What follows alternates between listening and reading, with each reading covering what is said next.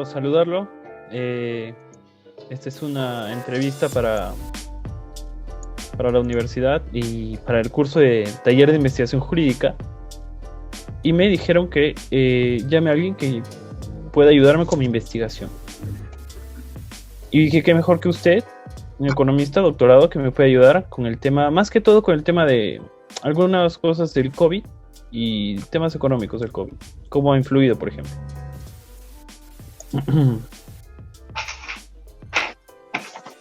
¿Qué función está cumpliendo ahora el Parlamento andino en estos tiempos de pandemia? Bueno, el Parlamento andino como órgano supranacional tiene varias formas de comunicarse, de expresarse. Es a través de resoluciones, recomendaciones, fundamentalmente, y se han hecho varias en ese sentido. Pues recoge, a través de nosotros, recoge las incidencias, las experiencias, las necesidades, las propuestas, desde nuestro país hacia este foro, este organismo. Cada país trae estos elementos y allí los discutimos, los conversamos, y cuando es de necesidad hacemos un pronunciamiento que puede ser vía resolución o recomendación. Se han hecho varios en ese sentido, recomendando a los países los protocolos que corresponden, que en muchos casos tienen su base en la Organización Mundial de la Salud, en el Organismo Panamericano de Salud. De manera que ahí se concentran una serie de decisiones de los países miembros de la comunidad andina, y se traducen en resoluciones o recomendaciones en aspectos muy puntuales como el que me acabas de señalar. Claro. ¿Considera entonces que la preocupación del Estado ha sido muy centralista y ha descuidado a las demás provincias en el tema del Perú, en el caso del Perú? Yo diría que, no diría exactamente eso, podría ser, pero yo creo que las autoridades han hecho esfuerzos importantes, muy grandes, y es verdad que también se ha desbordado el tema en muchos casos, principalmente en provincias. Pero eso no necesariamente es por un tema netamente de gobierno, que además hay que reconocer que ha tenido fallos. Pero también hay que ser muy objetivos, muy realistas, de que este es un tema absolutamente atípico. La pandemia, como tal, no es un evento que uno lo espera. Por tanto, no conoce ni la forma como ingresa. Es decir, una pandemia es un proceso.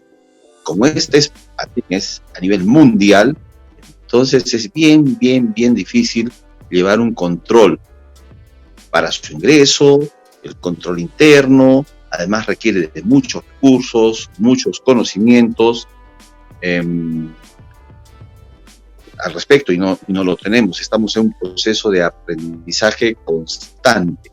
De manera que yo no culparía al gobierno necesariamente, aunque reconozco que han habido fallos, pero no es fácil acusar al ente rector, es fácil acusar al Ejecutivo. Lo más difícil es apoyarlo, y es lo que hemos tenido que hacer muchos, y en buena cuenta hemos fallado los ciudadanos. Digamos que nadie prevé un evento de estos, y si nadie prevé, entonces si hay errores o otras cosas. Es muy complicado, claro. Es bueno hacer un autoanálisis, hacer una introspección y buscar formas de apoyo, y no culpar, como se ha venido haciendo. Pero claro, repito, y mejor dicho, concluyo, este tema no solamente lo ha manejado digamos mal, o no lo ha manejado como quisiéramos el Perú, el gobierno. En todos los países han habido grandes errores. Lo que sí más bien creo que no hemos podido salir tan rápidamente como otros países. Eso sí es verdad. Si nosotros como país llevamos el indicador más bajo, o en todo caso más alto de incidencia de muertes por 100.000 habitantes, eso es producto de un manejo deficiente. Pero concluyo acá, el sistema de salud pública del Perú es malo. Siempre lo hemos sabido, ahora se ha revelado. Eso también no ha ayudado al gobierno a luchar contra la pandemia de una manera. Y no solo en el tema de salud, ¿no? También, por ejemplo, en el tema, yo que estudio Derecho, en el tema del Poder Judicial, que antes todo era presencial y ahora se han implementado algunas medidas virtuales que yo creo cuando pase la pandemia se deben permanecer, deben ser permanentes, ¿no? Es verdad, es que por eso, estamos en un proceso de aprendizaje. Antes, la educación virtual era menospreciada, ¿no es verdad? Claro. Se decía que no tenía tanta contundencia, potencia o efectividad. Pues ahora es la vía, por necesidad. Así que hay que sacarle lo mejor de las tecnologías. Entonces no se puede a priori sancionar, castigar, negar alguna propuesta, idea, o en este caso la tecnología o la virtualidad de la comunicación, de la enseñanza. Ahora es la herramienta fundamental y por ahí tenemos que ir un buen tiempo. Pero decías algo muy importante, no solo, claro, salud. El Perú es un país informal. Hasta antes de la pandemia estábamos bordeando el 72-73% de informalidad, hoy día pasamos del 84%, quién sabe hasta más. Nuestro país es un país informal. Para bien o para mal, pero es informal. Más para mal que para bien. Es cierto. Entonces, la informalidad es transversal. No solamente se refiere a la economía, sino a todas las instituciones. Y no se salvan las instituciones políticas, ni ninguna, ni poder judicial menos, ninguna se salva. La verdad que también reconozcamos que como país informal tenemos problemas estructurales y la solución de los problemas, como la pandemia u otros, es muy difícil hacerlo. Y pongo un indicador que es básico, fundamental. Cuando tuvo que el gobierno entregar unos bonos, ¿verdad?, a los afectados, en fin. Entonces, no había cómo ubicarlos porque nosotros tenemos un índice de bancarización bajísimo.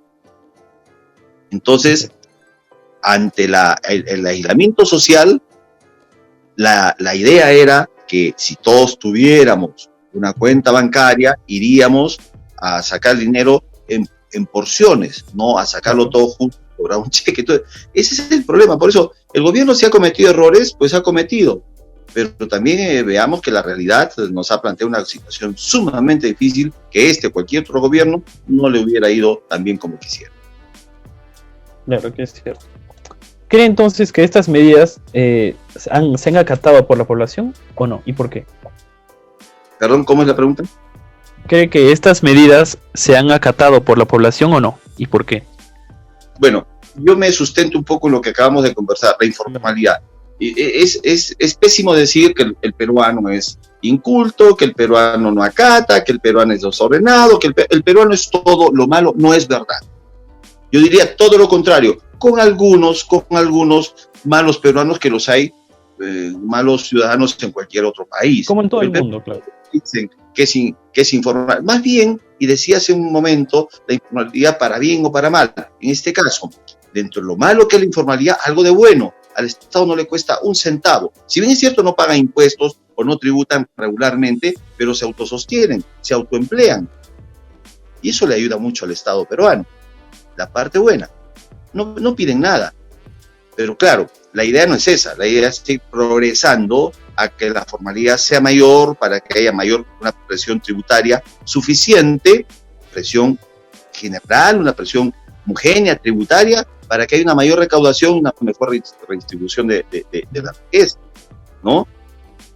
Ya que el Estado toma una porción de las utilidades o digamos, los excedentes de los agentes económicos y lo traslada como inversión pública, vale decir, mejor educación, salud, caminos, etcétera, ¿no? Entonces, la ventaja de la formalidad es que el Estado es más fuerte, tiene mayor capacidad de gasto, de redistribuir esa porción de la riqueza. Bueno, pero a la pregunta concreta, pues yo creo que han habido fallos también de la ciudadanía, y no porque sean absolutamente irresponsables, ni mucho menos. Yo rechazo eso. La gente ha salido por necesidad de trabajar, porque gana el día a día, o sea, gana el pan día a día. Insisto, no es un decir, la informalidad exactamente propone eso. Quienes tienen un sueldo, quienes tienen una pensión, quienes tienen un ingreso regular, no tendrían necesidad de salir, claro. relativamente como en sus casas. Pero quien vive del día tiene que salir, pues, ¿no? Y a veces la necesidad hace que se descuiden algunos protocolos, pero no se puede decir que la gente es irresponsable en general. Que haya gente irresponsable, pues la hay y la habrá siempre, pero no se puede decir que el peruano es irresponsable. De manera que yo rechazo esas afirmaciones, siempre he rechazado. Más bien creo que el peruano es trabajador, el peruano es honesto, el peruano es inventivo, el peruano es emprendedor, y por eso el Perú es lo que es, un país fuerte, a pesar de que otros digan lo contrario, pero es un país con una economía que desde hace 17 años la llevamos muy bien, tenemos sólidos digamos, indicadores macroeconómicos, debilitados ahora por la pandemia, sí, por la pandemia.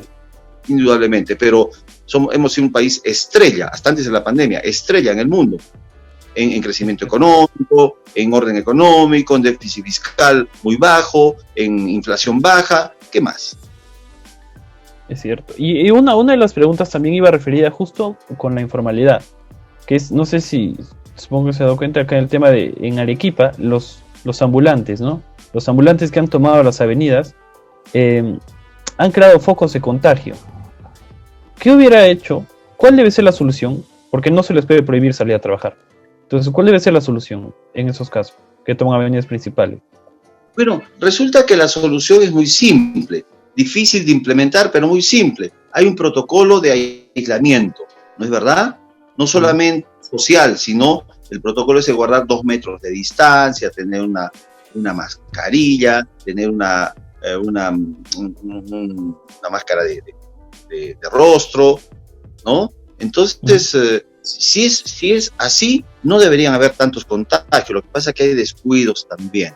Pero el virus pues no salta de una persona a otra, no salta. El virus es transmitido cuando pues uno al hablar pues sale una serie de microgotas y a cierta distancia, si está muy cerca, llega al interlocutor, si está muy lejos no pasa nada. Entonces el virus cae. De manera que ya eso sí es un comportamiento no colectivo. Al final es colectivo, pero es individual. O sea, yo me cuido, tú te cuidas. Los dos nos cuidamos, entonces lo tenemos a raya al virus. Si nos descuidamos, ahí viene el tema. Entonces, las autoridades tienen que hacer ahí, ya dijeron lo que hay que hacer. En ese caso ya es, repito, algo absolutamente individual. En otro tema, por ejemplo, en cuanto al Reactiva Perú, ¿qué opinión le merece el Reactiva Perú? Bueno, los programas que implementan los gobiernos, y no me voy a referir a los gobiernos, y puntualmente que se señalas, son muy bien intencionados. Son muy bien intencionados, además de que son programas necesarios en situaciones de crisis. Yo creo que ha tenido unos fallos, producto también, repito, de esta estructura informal de la sociedad, de la economía peruana, y no ha llegado como debería ser, por tanto el impacto no ha sido muy bueno. Se han destinado miles de millones de soles para reactivar la economía, pero es bien difícil, pues, una economía informal, es sumamente difícil tener los efectos esperados. Valoro, celebro, felicito la intención del gobierno y de las medidas muy prontas que ha tomado para estos programas como Reactiva Perú. Sin embargo, los resultados no lo acompañan con éxito. Es una pena, pero es una realidad. Asimismo, también se estuvo hablando no solo de empresas, sino también de los particulares que a raíz de la pandemia no han podido cumplir con sus obligaciones, ¿no? Bueno, ya sea el tema de alquileres, por ejemplo. En ese caso, ¿qué opina? ¿Cree que el Estado debería, por ejemplo, suspender los pagos? Porque se supone que el Estado no debería, digamos, intrometerse en contratos entre particulares, ¿no? Lo dices desde el perfil legal y es correcto. Estamos en una economía de libre mercado. El Estado no puede intervenir en contratos privados de dos partes. No es posible. Quebraría las bases de lo que es la libre empresa, el libre, digamos, una economía de mercado en sí.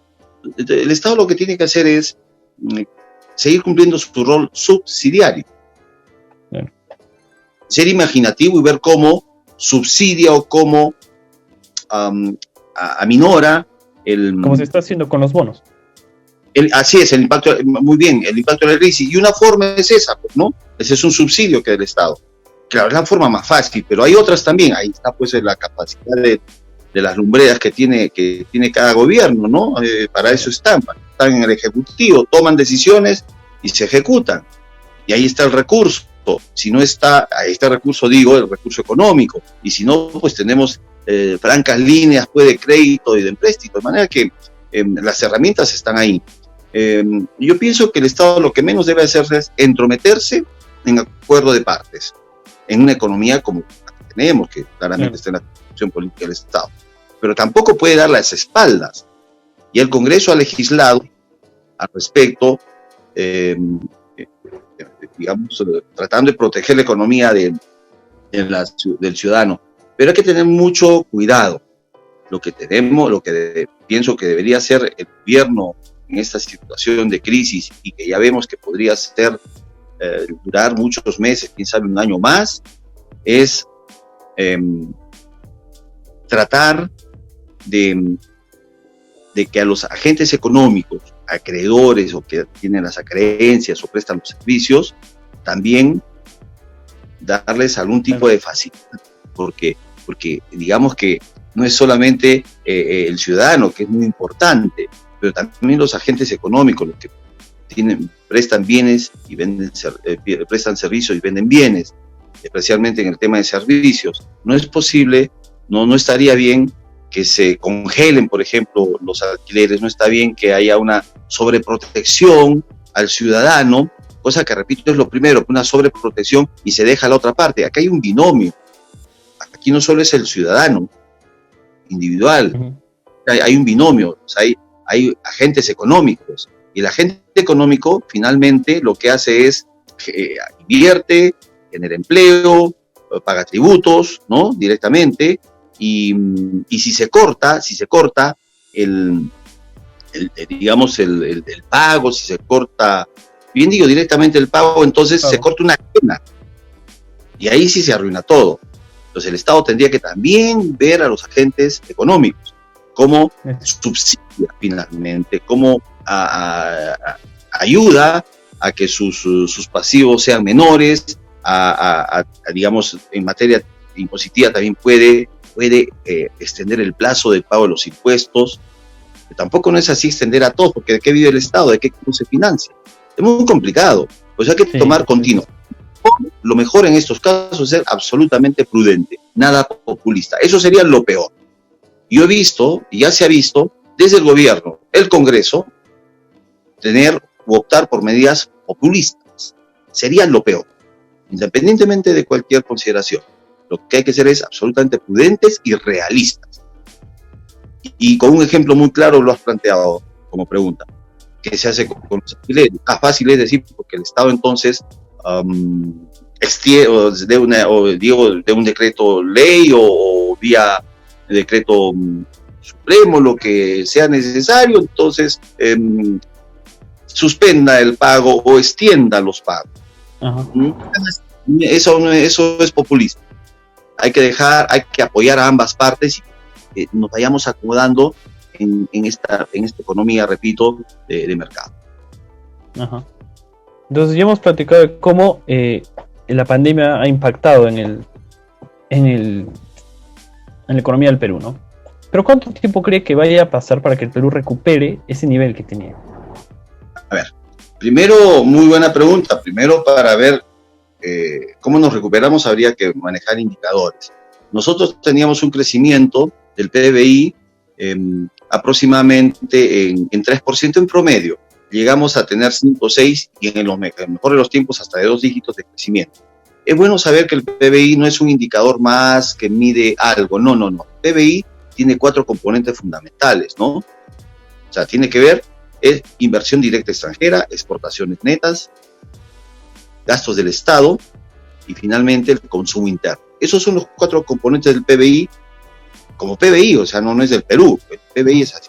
La producción nacional bruta de un país, de la transacción de bienes y servicios en un año, ¿no? O sea, ese es el PBI, o sea, ese conjunto, que está pues en la inversión directa extranjera, consumo interno. Voy a detenerme en el consumo interno porque explica más del 62% del PBI. En cuanto a la inversión directa extranjera, no puede ser menos de 25% del PBI para nuestra economía para crecer a tasas de su potencial, que es más o menos 4%. ¿Ya? Y las exportaciones, que estaban alrededor de 55.000 millones de dólares, que es que nos trae las divisas, ¿no? Y nos da cierto sistema económico. Y los gastos del Estado, que finalmente son producto de todo esto, de estos tres factores que generan riqueza, y el Estado toma una porción de ellos vía impuesto a la renta, un 30%, y el impuesto general a las ventas, que es la forma como el Estado recauda más del 80% de sus recursos. Eso es el PBI. Entonces, ¿qué se requiere para que el PBI crezca? Se requiere inversión. Inversión. Si no hay inversión, especialmente la de fuera, la directa extranjera, entonces no va a crecer el PBI. No va a crecer, es uno de los grandes motores. Y para que haya crecimiento tiene que haber, repito, inversión, pero ¿a qué niveles, pues? ¿Inversión de cuánto? ¿100.000 millones de dólares? ¿2.000 millones de dólares? Tiene que ser más o menos un 25% del PBI, que está sobre los 200.000 millones de dólares. Estamos hablando de 50.000 millones de dólares. ¿De dónde salen esos 50.000 millones de dólares? Tenemos un plan de inversiones que básicamente está en la minería. La canasta exportadora de Perú está compuesta por muchos productos, pero el principal, más del 55%, lo explica la minería, a la que rechazamos y otros aceptamos. Pero la realidad es que explica más del 55%. O sea, 55 de cada 100 dólares viene por minería. La inversión mayor que tiene por sector la economía peruana es de minería. Pregunto, si tenemos que tener más o menos un 25% del PBI, inversión directa extranjera, y el mayor portafolio es la minería, entonces tenemos que entender que la inversión minera, o quienes vienen a invertir en minería, sustentan en buena cuenta uno de los principales motores de la economía. Entonces, antes de rechazar Conga, Tía María y demás inversiones emblemáticas, habría que hacer un análisis como el que estamos tratando de hacer, y más profundo seguramente. Entonces, la única forma de salir de esta crisis y crecer a las tasas anteriores es con inversión. ¿Y dónde? En un sector que muchos detestan y otros aprueban. Pongámonos de acuerdo solamente. Yo quiero darte un indicador, Álvaro, que tal vez no se conozca mucho porque andamos distraídos en otras cosas menos importantes. El cobre es uno de los metales estratégicos. El Perú es el segundo productor de cobre en el mundo. Hasta hace un año y pico, antes que entre Antamina, Antapacá y Toromocho, exportábamos 1,3 millones de toneladas métricas al año, y hemos pasado 2,7. Chile siempre está sobre 5,7 permanentemente. ¿Ya? Segundo, el cobre es y va a seguir siendo un metal estratégico. El Perú tiene 6 de los principales minerales, principal exportador: cobre, oro, plata, plomo, hierro y zinc. Son metales estratégicos.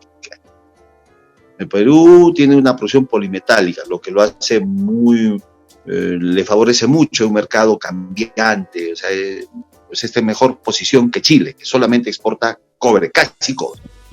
La pregunta es, ¿vamos a seguir exportando cobre? Otro dice, no, hagamos agricultura, está muy bien, pero no es excluyente. La pregunta es, ¿qué hacemos con el cobre si somos importantes exportadores y tenemos grandes yacimientos, minas en potencia? Bueno, hay que saber hay que reconocer que en el Perú existe más o menos 1.200 millones en el mundo, 1.200 millones de vehículos, en promedio, vehículos de toda naturaleza, y hoy día, desde hace un buen tiempo, hoy día mismo ya se está usando más autos eléctricos. Cada vehículo de combustión interna, o sea, de los que caminan, ¿no?, claro, por la calle, tiene aproximadamente 30-35 kilogramos de cobre, entre aleación, cablería de cobre, ¿no? Un promedio de 35 kilogramos. 30. Los autos eléctricos están por encima de los 90 kilogramos, o sea, 3 veces más. O sea, va a haber una demanda de 3 veces más en los próximos 25-30 años, demanda de cobre, 3 veces más. Entonces eso nos va a favorecer. Entonces tengamos una visión de largo plazo. A tu pregunta, pues, queremos crecer, entonces miremos frontera, no miremos los pies. Claro. Entonces adecuémonos a la realidad virtual, a la que va a venir, ¿verdad? Entonces así sí garantizamos seriamente, cuando demos un discurso político o propuesta política, económica, entonces basémonos en esa realidad también, porque va a venir. Los países que van a anticiparse y van a estar preparados con una legislación adecuada, con prospectiva, van a ser los países que sí van a salir de la crisis. De esa manera respondo tu pregunta, sin mayor demagogia, sin nada, sin pareceres muy personales. Esa es una realidad, solamente hay que identificarla, cuantificarla, operacionalizarla, instrumentalizarla y listo. Eso es. El Perú tiene sus recursos, somos un país rico, en tanto la riqueza no se utilice con inteligencia, vamos a seguir lo que seguimos siendo, un país con gran potencial nada más. Muchas gracias, doctor. Hemos terminado ya la entrevista. Agradecerle por su tiempo, por el tiempo que me ha podido conceder y sé que a mis compañeros les va a hacer mucho provecho esta entrevista. Muchas gracias. Claro, solamente quiero acotar algo, ya que has tocado, pues esa pregunta es muy transversal la que acabas de hacer, y no quiero descuidar otro recurso natural que es el litio, porque el cobre va acompañado de litio, y aquí en Macusani tenemos unos grandes yacimientos de litio que, según los estudios, y todos coinciden que hay una proporción de 6-1 respecto a la riqueza, las características de este litio, lo que nos hace también un país estratégicamente no solo ubicado, sino con grandes recursos, repito, estratégicos. Entonces, me encanta esa pregunta porque nos hace ver en perspectiva, o sea, cómo salimos de la crisis. Utilicemos los recursos que tenemos con inteligencia y no neguemos a priori bajo generalmente un pretexto, no siempre lo es, pero generalmente un pretexto de medioambientalista. Pero claro, hay que cuidar el medio ambiente, eso no cabe ninguna duda, pero no lo usemos siempre como pretexto, porque cuando se dice a priori, sin conocimientos, sin estudios, de que eso no funciona y contamina, ya estamos mal. Ese es el gran error que sí reconozco en nuestra clase política, en nosotros mismos, que somos muy ignorantes en muchas materias, pero opinamos como eruditos. Eso es lo que hay que desterrar. Eso es una gran falla, y eso nos ha tenido en un atraso tremendo. Chile, un país, no digo referente, simplemente un país que ha sabido aprovechar con inteligencia sus recursos. No olvidemos que Allende dijo alguna vez, el cobre paga el salario de los chilenos, y Allende no fue de derechas, ¿no? Entonces yo concluyo con la entrevista de que aquí no hay derechas ni izquierdas, aquí lo que tiene que haber es una mirada compartida para generar bienestar al pueblo. Las ideologías no se comen, lo que se comen son cosas concretas que no son las ideologías. Ya no, China ya dejó su ideología a un lado, es un país con dos propuestas, económica y política. Ya no olvidemos lo que dijo Xi Jinping, que lo dijo en dos palabras, ¿no? O en una frase muy conocida: no importa qué color sea el gato, sino que case ratones. O sea, no vivimos de tecnología, no vivimos de ideología, vivimos cosas pragmáticas. Reduzcamos la pobreza, porque ese es el enemigo común. Por cada punto de crecimiento del PBI se reduce 0,7% el indicador de pobreza. Estamos en 0,7 antes de la pandemia, pues ahora hemos subido a más de 30 y pico por esto, pero ya vemos, si tenemos un crecimiento del PBI negativo, hemos caído 30 puntos, entonces no es difícil, no hay que ser economista para darse cuenta cuánta pobreza potencial o pobreza real hay en el país. Entonces tenemos todos que trabajar, más allá de las ideologías, por el país, sacarlo de este hoy. Listo. Es cierto, muchas gracias, doctor. Con gusto. Ya espero pronto podamos vernos en persona y dejar de usar estos medios que, si bien nos han ayudado, se extraña la vida de antes. Sí, es diferente conversar mirándose a los ojos que a través de una pantalla, de manera que es algo muy humano. En la humanidad nació y creció de esa manera, y a eso y nos hemos acostumbrado, de manera que extrañamos mucho lo que tú muy bien dices. Dios mediante nos estaremos viendo personalmente, mirándose a los ojos, que comunica mucho más que las palabras. Muchas gracias. Doctor, muchas gracias a usted. Un abrazo, a la orden.